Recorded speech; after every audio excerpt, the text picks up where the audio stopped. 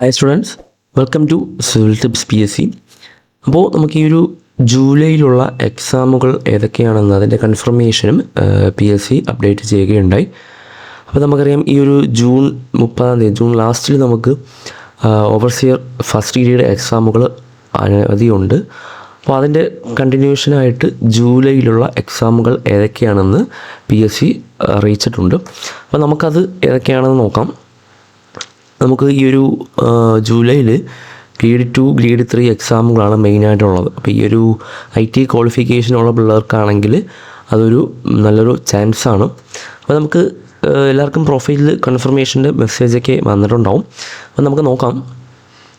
Category number 548/2025 Kerala water authority grade 2 ആണ്.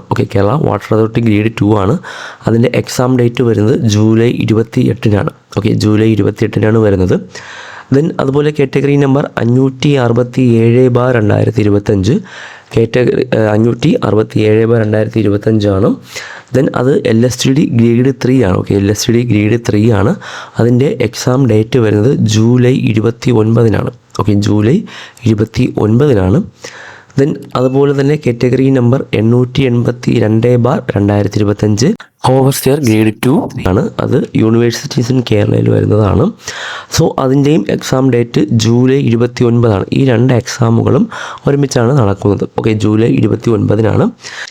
അതുപോലെ തന്നെ അസിസ്റ്റൻറ്റ് എഞ്ചിനീയർ എക്സാം നോക്കുന്നവർക്ക് ഇറിഗേഷൻ ഡിപ്പാർട്ട്മെൻറ്റിൽ കാറ്റഗറി നമ്പർ വരുന്നത് 537/2025 ആണ്.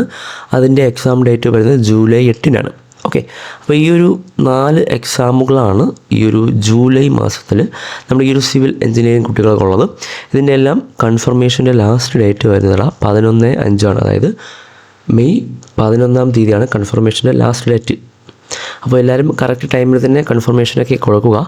അതുപോലെ തന്നെ ഇതിൽ IT സ്റ്റുഡൻസിന് നല്ലൊരു ചാൻസാണ്. കാരണം നമ്മുടെ ഈ ഒരു ഗ്രേഡ് 3 ഗ്രേഡ് 2 എക്സാമുകൾ ബേസിക് ക്വാളിഫിക്കേഷൻ എന്ന് പറയുന്നത് ITI ആണ്. സോ നിമി ബേസ്ഡിലാണ് നിങ്ങളത് നോക്കേണ്ടത്.